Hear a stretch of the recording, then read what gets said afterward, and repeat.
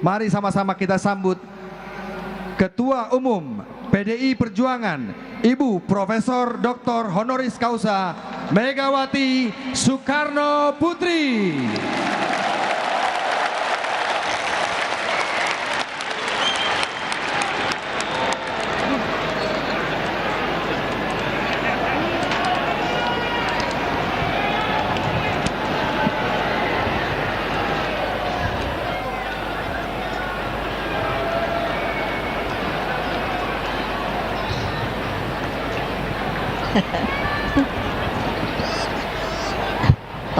Tolong wartawan duduk dulu, itu anak-anak saya mau lihat saya.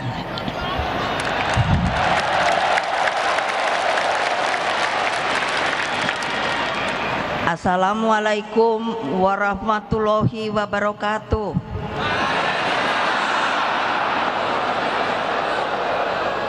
Salam sejahtera untuk kita semua. Om Swastiastu. Namo Buddhaya.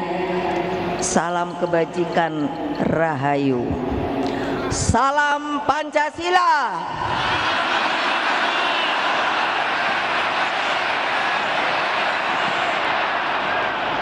Merdeka! Merdeka! Merdeka! Terima kasih. Puji syukur kita panjatkan kehadirat Allah Subhanahu wa Ta'ala yang telah menyatukan kita di tempat yang sangat bersejarah ini. Di tempat ini pada tanggal 24 Agustus tahun 62, Bung Karno dengan sukses telah membuka pesta olahraga Asian Games. Dari tempat ini pula bergelora kebangkitan bangsa-bangsa yang baru merdeka melalui sebuah penyelenggaraan Games of the New Emerging Forces atau GANEFO. Hadirin sekalian, hari ini seperti tadi yang telah dikatakan oleh Mbak Puan adalah puncak peringatan bulan Bung Karno. Bulan Juni ini bagi partai merupakan sebuah bulan yang sangat menentukan, bukan saja bagi kehidupan partai kita, tetapi juga merupakan sebuah kehidupan bagi jalannya bangsa dan negara kita.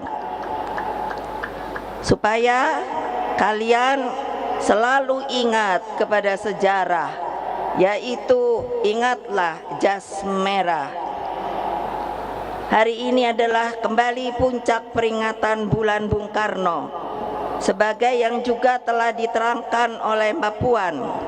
Beliau itu benar-benar pejuang sejati yang berjuang tanpa pamrih. Bagi Bung Karno, dedication of life itu bukanlah hanya slogan, tetapi dijalankan dengan seluruh jiwa raganya. Dalam perjuangan yang begitu panjang, sampai Bung Karno diakui dunia sebagai seorang sosok pembebas dengan konsepsi ideologinya yang berangkat dari falsafah petani yang disebut namanya Pak Marhain.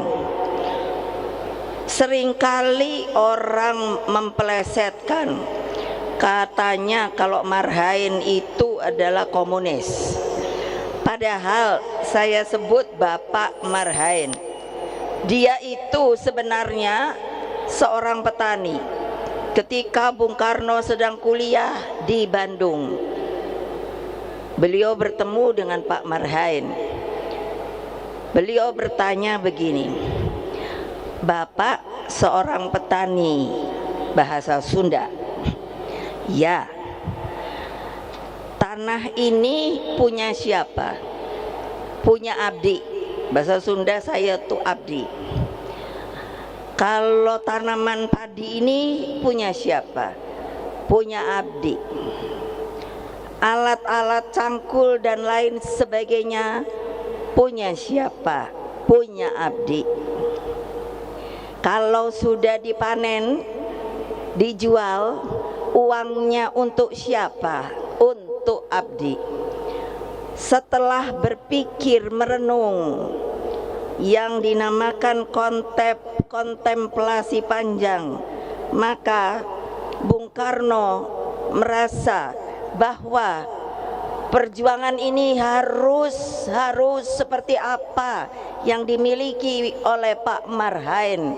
Dia merasa bahagia karena semuanya sudah punya, tetapi yang tidak dipunyai oleh Pak Marhain itu adalah apa? Yaitu hanya yang namanya hidup sederhana dan sekedarnya saja. Oleh sebab itu, Bung Karno di dalam pikirannya, pasti ada yang bertanya, kok ibu tahu? Lah saya kan putrinya. Jadi saya sudah pernah loh, kalau ada yang tidak percaya, itu ada makamnya. Saya lupa di mana, tapi di daerah Bandung begitu. Jadi jangan dikatakan kalau saya bilang Marhain itu lalu komunis. Jadi akhirnya di dalam mengekstraksi cara berpikirnya, maka Bung Karno melahirkan Pancasila pada tanggal 1 Juni 1945. Pada waktu yang lalu pun Pancasila itu sepertinya diredupkan, diplesetkan. Padahal itu adalah, makanya harus semua yang namanya anggota partai PDI Perjuangan itu belajar namanya lahirnya Pancasila pada tanggal 1 Juni 1945. Kenapa? Karena semua pada waktu itu seluruh pemimpin bangsa itu bertemu di sebuah rapat yang namanya BPUPK. Orang banyak yang berpidato pada waktu itu, tetapi ketika pemimpin rapat menanyakan, sebenarnya yang diinginkan oleh kita sebagai falsafah dasar negara yang akan kita merdekakan nanti itu apa? Bung Karno menunjuk, bolehkah saya berbicara? Beliau berbicara panjang lebar. Akhirnya dengan ditepuk tangani oleh seluruh anggota yang hadir pada waktu itu, dan untuk tepuk tangan berdiri itu saudara-saudara, kalau bahasa Inggrisnya adalah standing ovation, itu orang tidak bisa dipaksakan. Jadi bertepuk tangan nanti sambil berdiri itu sebuah tanda kehormatan yang luar biasa. Sama ketika beliau juga membacakan pidatonya, yaitu di PBB yang disebut to build the world anew, membangun dunia baru. Itu pun mendapatkan yang namanya tepuk tangan standing ovation. Tidak bisa kalau disuruh-suruh. Semuanya itu menandakan apa? Cara berpikir Bung Karno itu ternyata mendunia, saudara-saudara.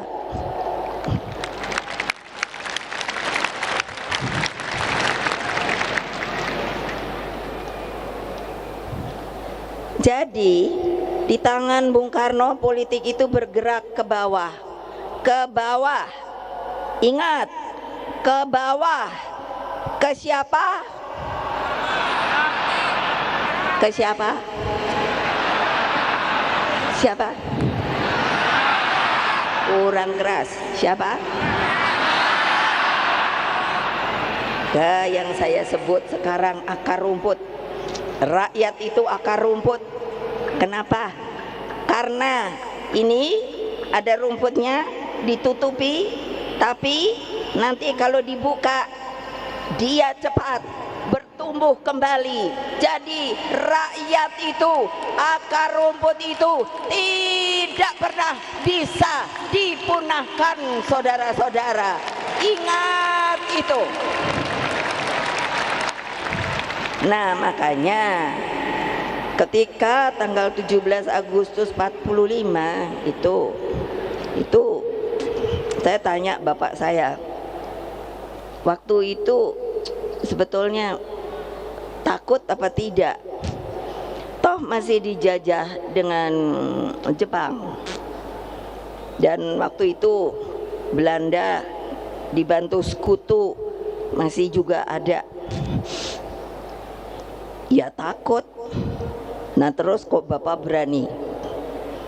Karena saya yakin, hakul yakin, bahwa setelah bunyi proklamasi ini saya dengungkan, maka yang namanya Indonesia akan menjadi sebuah negara merdeka, berdaulat, dan bebas aktif, saudara-saudara.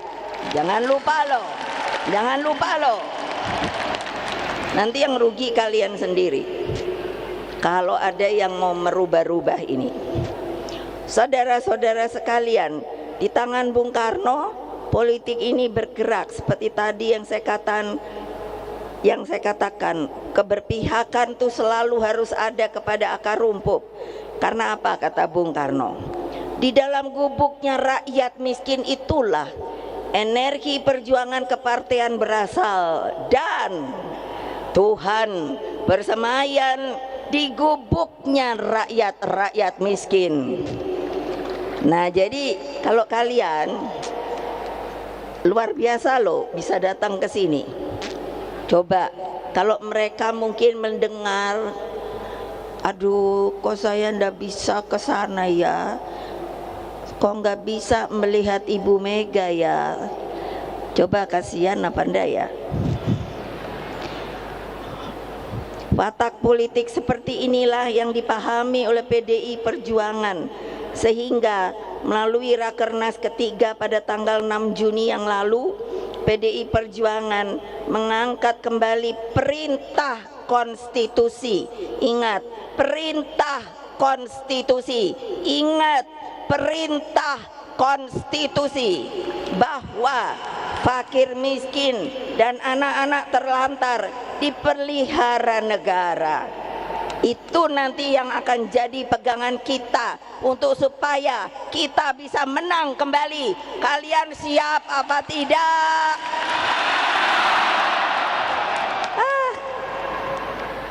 Baru juga kepanasan, suaranya kok sudah melempem ya. Ayo Satgas, suaranya tuh keras gitu loh. Siap, menang. Masih kurang panjang. Nah itu nanti kemana-mana harus diomongkan dengan akar rumput sama rakyat. Rakyat tuh sebenarnya gampang disentuh loh. Artinya apa? Iya, datangi, sampurasun, assalamualaikum. Terus nanti apa kesulitannya? Anak-anak dirangkul, datangkan harapan pada mereka. Jadi gampang sebetulnya. Tetapi kalau ndak mau turun, ya ndak akan pernah tahu. Betul apa tidak?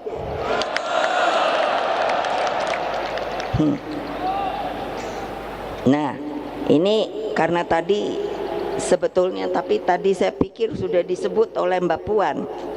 Semua yang hadir, yang terhormat di sini, termasuk Pak Jokowi, lalu sudah dikenalkan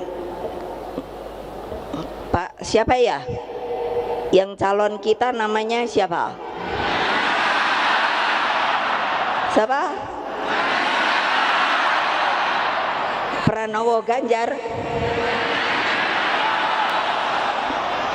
Ya, namanya Pranowo Ganjar. Kok tumben ya? Nggak salah. Biasanya suka kebalik-balik. Nah tapi saya akan juga memanggil. Nanti kalau ibu panggil, mulainya anak ranting, lalu berdiri, lalu bilangnya siap, menang, kita mau apa enggak? Yang di luar juga kalau itu boleh juga ikut teriak. Nah, anak ranting partai,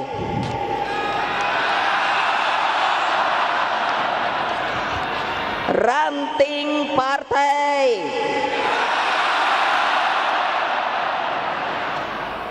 PAC partai, DPC partai, DPD partai, DPP partai,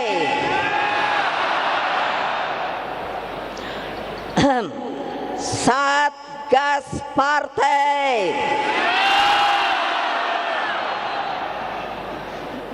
untunglah suaranya masih kencang.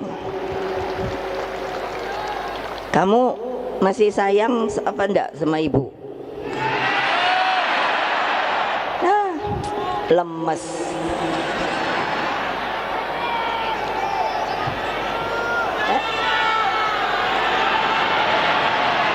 Lo nanya kok malah teriak-teriak. Kamu masih sayang apa tidak sama ibu? Kamu mau dengar dan jalankan instruksi saya apa tidak? Dijalankan apa tidak? Enggak bohong. Ini janji loh. Siapa nanti yang tidak turun? Siapa nanti yang tidak turun? Ibu tahu loh. Ibu tahu, sangat tahu. Jadi orang yang seperti itu hanya ada dua: mundur sukarela atau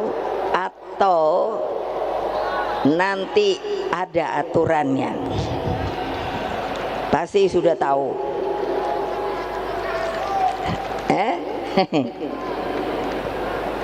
Nah, untuk itulah dengan demikian kita membagi berkah kepada mereka sebagai bentuk gotong royong bangsa. Komitmen partai dengan tagline ini tidak bisa dibantah oleh siapapun karena di dalamnya mengandung kebenaran ideologi, keberpihakan, dan visi seluruh anak bangsa. Saudara-saudara sekalian, anak-anakku tercinta, perhatian terhadap fakir miskin dan anak terlantar adalah praksis ideologi Pancasila yang harus dijabarkan secara utuh. Para pendiri bangsa, dengar, memasukkan ketentuan pasal 34 ayat 1 di dalam Undang-Undang Negara Republik Indonesia tahun 1945 dengan penuh kesadaran agar tidak ada lagi kemiskinan di dalam buminya Indonesia merdeka. Pertanyaan kita semua, apakah ini mungkin? Ayo jawab, apakah ini mungkin?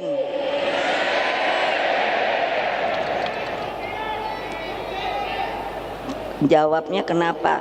Ibu nih tahu ya, kalau orang bilangnya mungkin bu begitu, itu berarti pasti. Tapi kalau mungkin bu masih ragu-ragu. Pertanyaan saya, Mas, mungkinkah apa tidak? Nah, janji loh, kalian sendiri bilang mungkin. Saya tegaskan, sangat mungkin. Karena apa? Karena Indonesia ini dimerdekakan dan kondisinya sebenarnya Indonesia itu adalah sebuah tumpah darah yang kaya, raya. Cuman belum diapakan, belum dibagi bareng-bareng. Nah, karena itulah mari kita bergerak bersama dengan gampang, gotong royong, menyisir ke kampung, ke kolong jembatan, cari anak-anak yang tidak berpunya, yang menjadi yatim piatu, yang sekarang ibu pun meminta PDI Perjuangan bergerak di dalam soal stunting. Mengerti tidak toh stunting itu? Siapa yang belum mengerti? Angkat tangan. Apa? Ya betul, kurang gizi. Akibatnya apa? Nanti anaknya jadi kerdil, jadi cebol. Yang sayang lagi apa? Karena tidak bagus pertumbuhannya, maka pikirannya, otaknya pun tidak baik. Masa Pak Jokowi sudah dengan semangat mengatakan kepada saya, kepada rakyat, Indonesia itu tahun 2045 akan menjadi Indonesia emas. Nah, saya ketika bertemu beliau, saya bilang, Pak, kita aja lagi ada program stunting. Ini mesti bener nol, Pak. Nggak ada lagi anak bangsa ini yang stunting, Pak. Gimana caranya? Ini kan banyak ya. Di belakang saya ketua-ketua umum partai loh. Saya belum tahu ada yang udah mau ikut sama PDI Perjuangan. Ada yang masih mikir, ada yang udah nanti aja dah, nanti tanya sendiri aja. Jangan ketawa lo ya. Iya, makanya tanya aja sendiri. Jadi apa coba? Nah, bagaimana? Banyak hal yang sebenarnya dapat kita lakukan dan bisa mengangkat kemiskinan itu. Pak Jokowi itu benar, kemiskinan ekstrim harus dihilangkan. Ya saya juga nanya, Pak, gimana kalau rakyat kita tidak bergerak semua, pemimpinnya juga semua? Kemiskinan itu harus bisa ditingkatkan. Tidak ada lagi korupsi di Indonesia ini. Ya boleh dong saya ngomong. Betul apa tidak?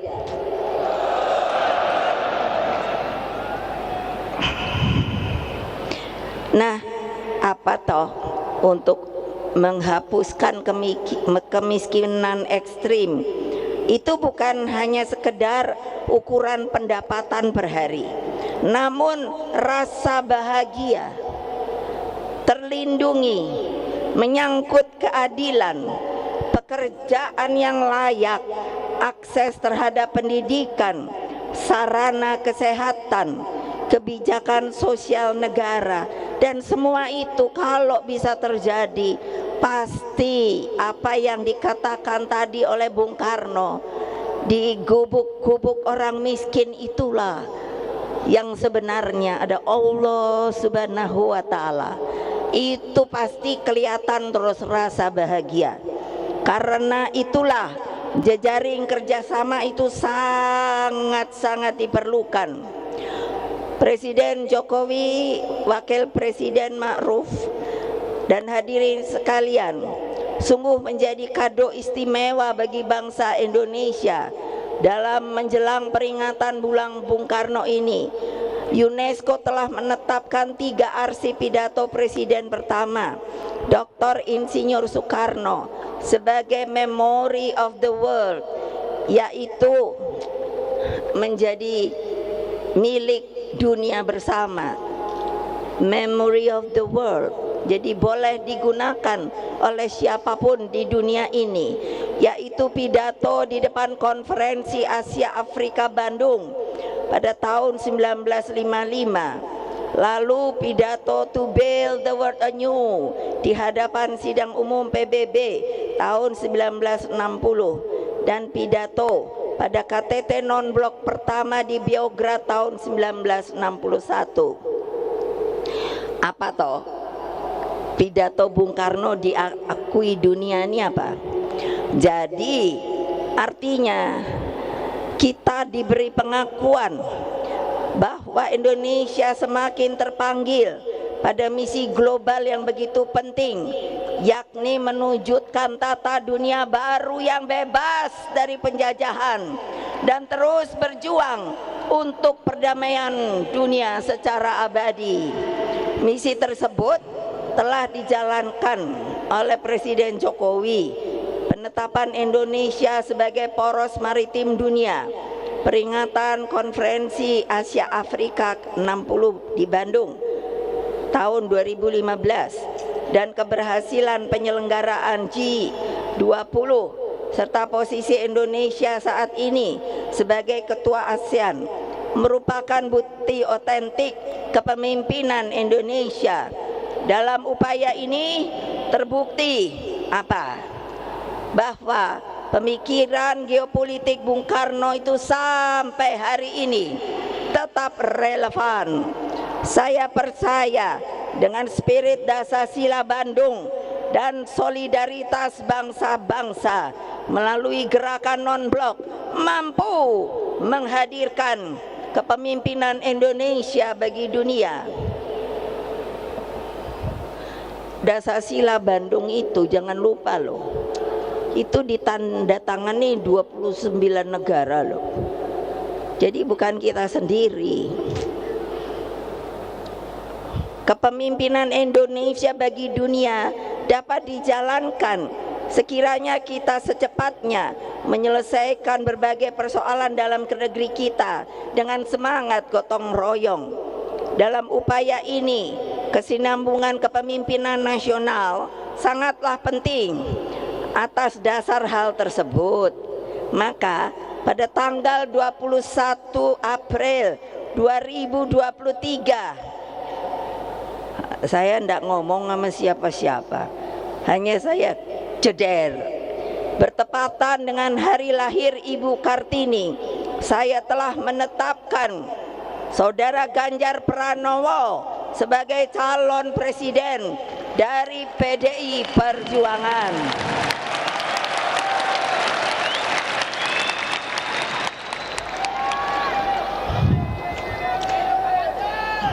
Kenapa toh kok saya ambil hari Kartini? Karena saya kadang-kadang tuh keselnya apa? Lah, kalau lihat sejarah, makanya belajar sejarah. Peran perempuan itu, walah sebetulnya sebelum merdeka loh.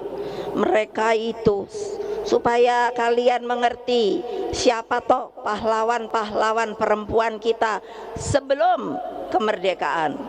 Nyi Ageng Serang tahun 1752, Marta Kristina Tiahahu 1800, Cut Nyadin Aceh 1848, Cut Nyak Mutia 1870, Maria Walanda Maramis 1872, Nyai Ahmad Nyai Ahmad Dahlan 1872, Raden Ajeng Kartini 1879, dan Dewi Sartika 1884, Rasuna Said 1910, Fatmawati Soekarno masih sampai hari ini.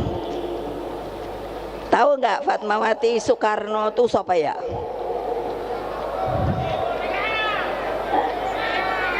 Apa? Nggak dengar? Ibu Fatmawati itu siapa ya?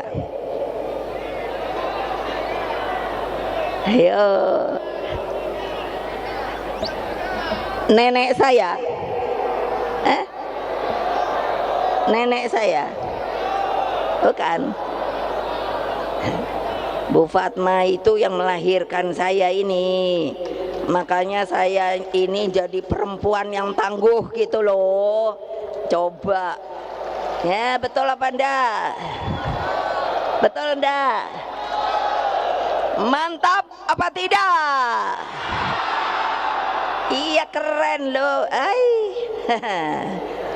Syukur alhamdulillah keputusan pencalonan tersebut disambut baik oleh rakyat Indonesia. Makanya dengan spirit gotong royong yang kita kedepankan. Nah, tadi sudah saya sampaikan. Padahal kita itu sebetulnya boleh bawa calon presiden, wakil presiden sendiri loh. Tapi saya membuka pintu karena apa? Sifat kita adalah kekeluargaan dan gotong royong.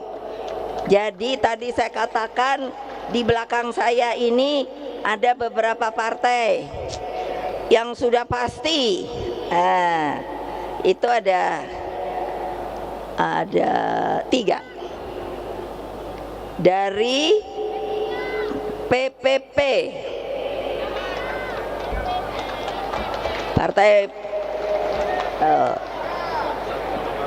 Partai Persatuan Pembangunan. Ayo Pak Mardiono berdiri.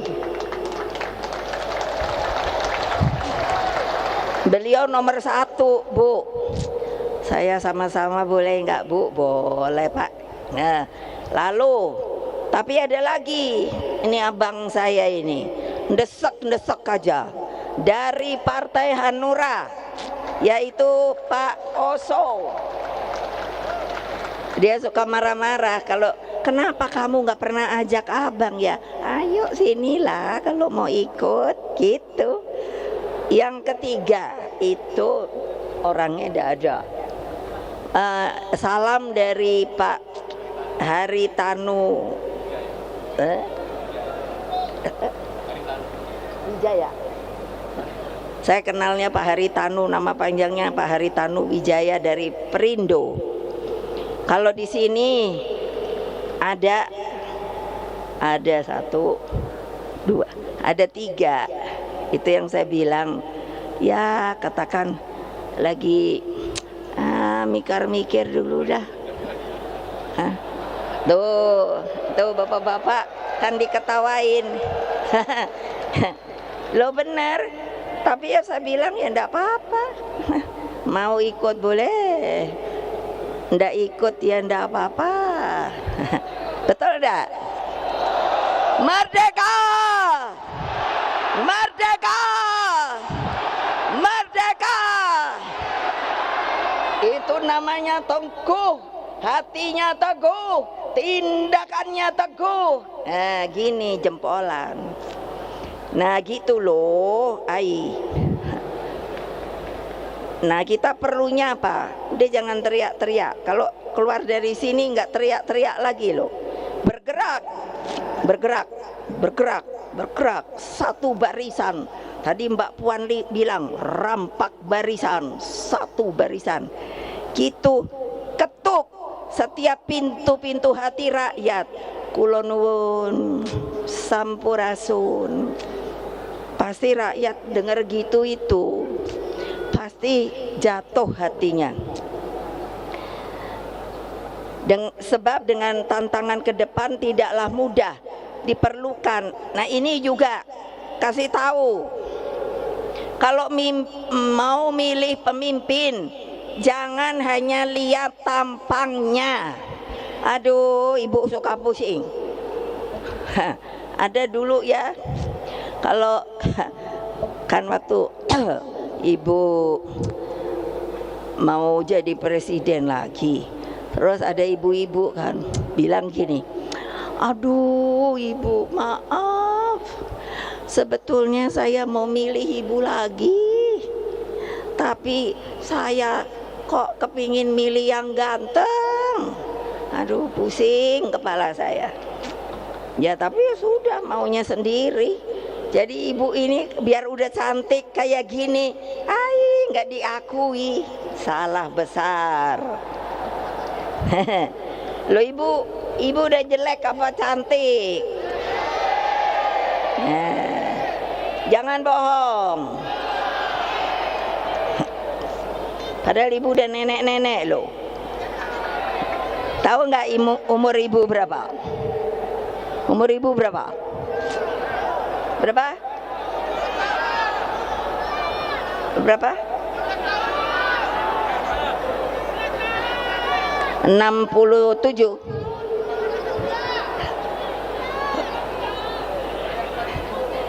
Ibu nih udah nenek.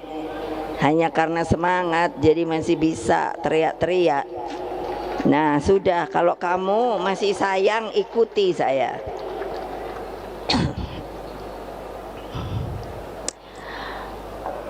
Nah, kalau pemimpin tuh sebetulnya mesti dilihat lahir batin, jangan fisik saja, terpersona gitu.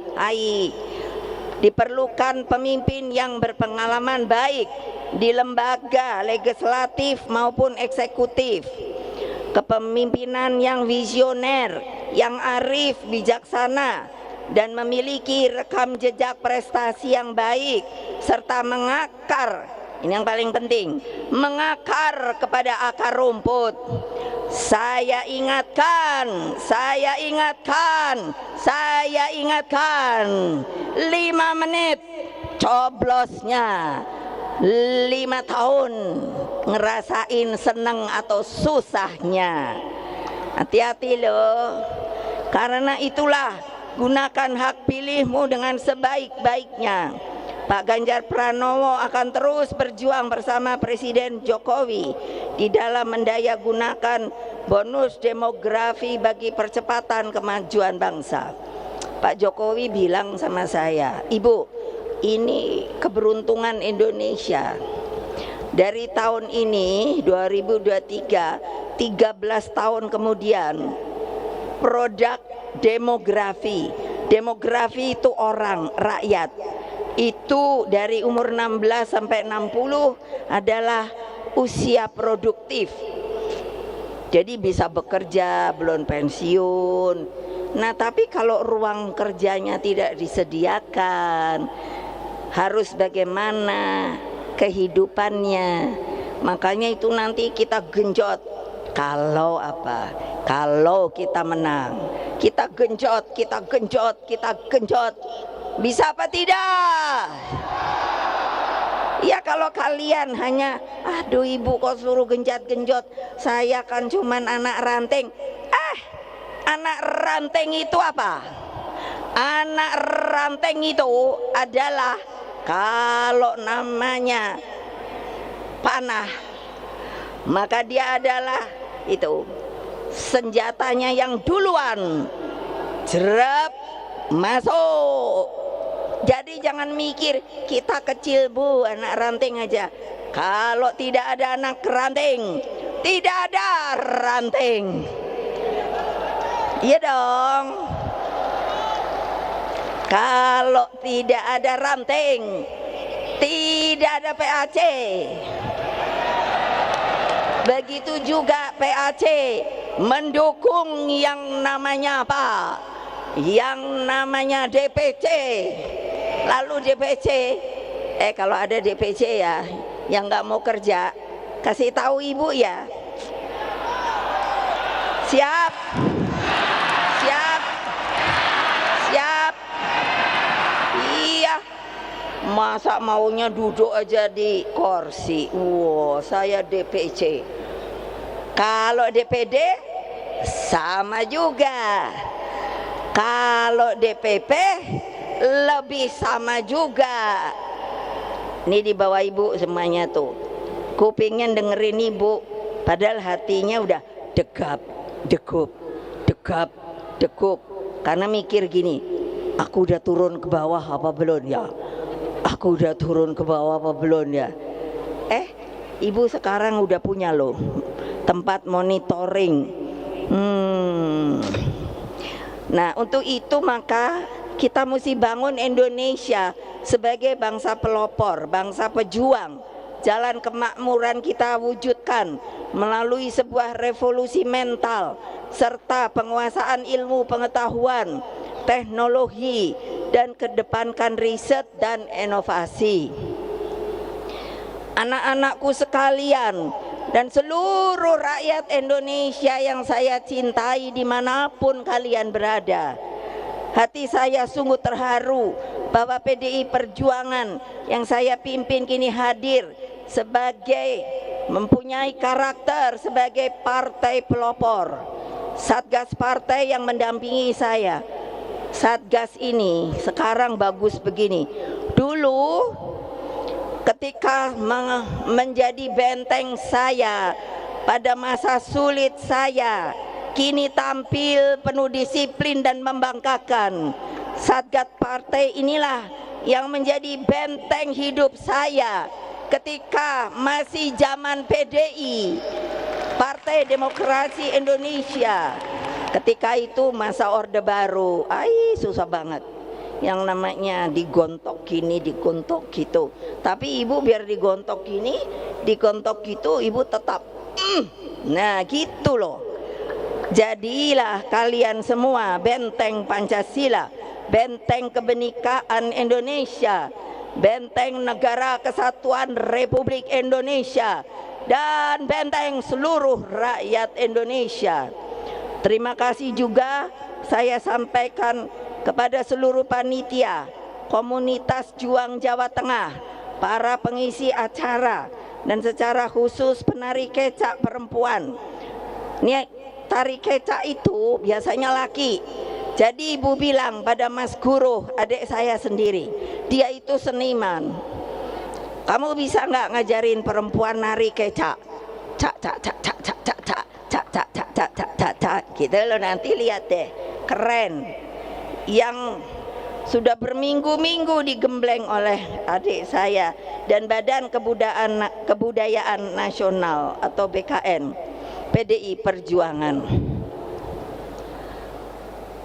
Nanti pada puncak acara, dan itu jadikan sebagai sebuah kebanggaan kebudayaan kita, sebagai sebab tanpa berdiri kokoh pada identitas kebudayaan bangsa, kita akan menjadi bangsa terasing di tanah air kita sendiri, saudara-saudara.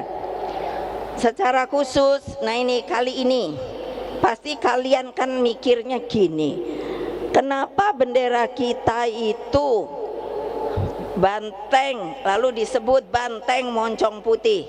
Jadi saya ingin mengenalkan ketika itu, ketika kami PDI tidak boleh mengikuti pemilu, saya heran juga loh. Waktu itu kita nggak boleh. Terus saya pikir gimana ya, saya udah punya partai. Akhirnya saya tanya kepada mereka yang berkepentingan, kalau mau ikut bagaimana ya? Ganti nama Bu. Nah itulah supaya tahu namanya adalah menjadi PDI Perjuangan. Perjuangannya tidak boleh disingkat, PDI-nya boleh. Tapi kalau paling bagus Partai Demokrasi Indonesia Perjuangan. Lalu logonya itu disebut banteng bulat moncong putih. Jadi kalau kita gampang benar kasih tahu sama akar rumput. Apa coba? Udah cari aja gambar banteng. Itu loh mulu moncongnya lucu putih. Nanti pasti dicari. Itu adalah waktu itu apa? Sayembarakan.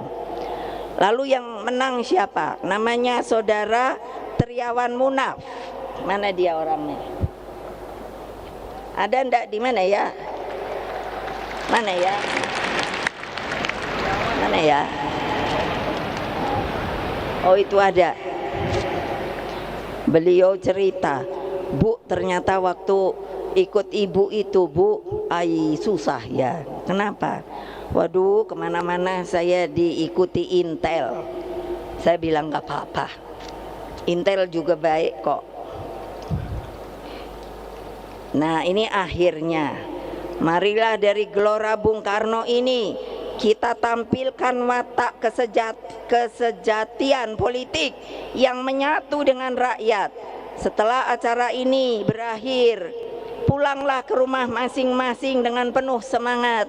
Sampaikan salam saya kepada semua keluargamu, sanak saudaramu, rakyat Indonesia yang tidak bisa kemari, yang tidak pernah lelah berjuang mencapai Indonesia maju, adil, sejahtera, dan bermartabat. Terus bergerak, menangkan pemilu 2024. Majulah Indonesiaku, bangkitlah bangsaku.